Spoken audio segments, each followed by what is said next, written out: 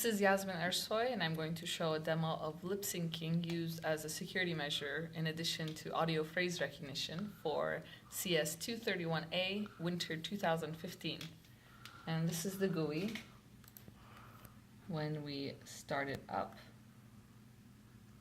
Tick-tock. It will show the face bounding box along with 15 facial key points, which I describe how these points are captured in the paper. So this GUI has two functionalities, enrollment and testing. During enrollment, the user gets to say whatever phrase they choose to be their passphrase 3 times, and the audio features and the image features are collected from these enrollments, which are then used for testing. So let's take a look at the features. And for audio, since it's a low power solution, we only need to digitize our features every 5 milliseconds. And for the image, we can only do 30 frames per second, since it's not the most optimal solution, but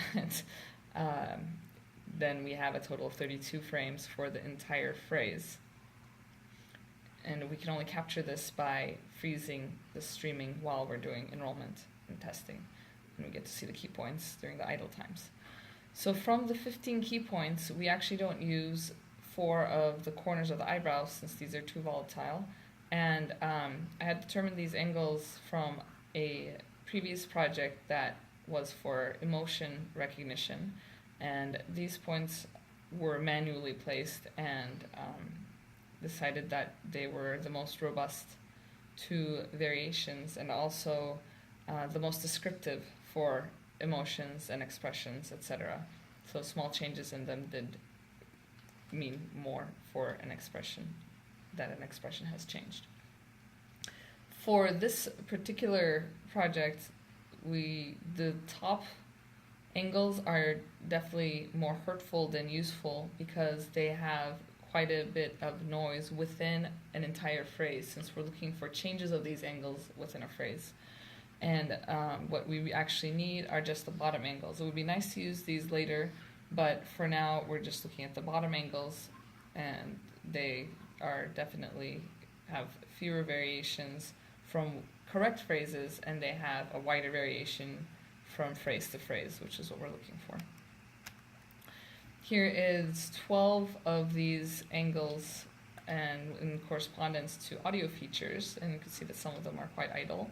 And the features that you see in the audio are total energy 2.5 kilohertz, 500 hertz, and the zero crossing.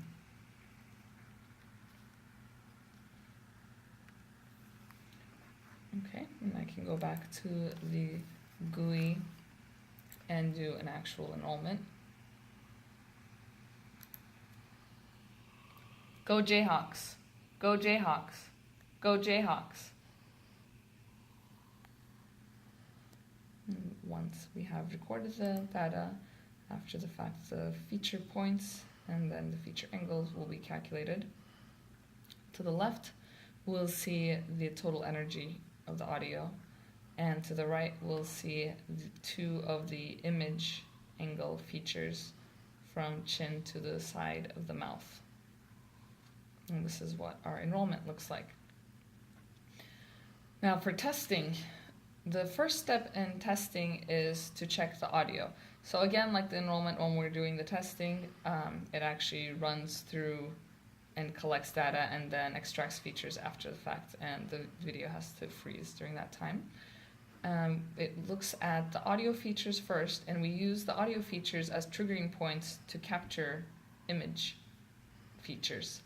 So once the audio features are collected, the cosine distance between the test features and the enrollment features are compared, and if there is audio detection, then we switch on to the lip syncing detection, which follows a similar method of looking at the cosine distance between the features of the bottom half of the face versus the enrolled features.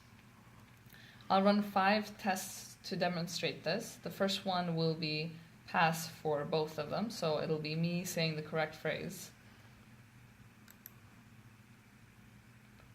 Go Jayhawks.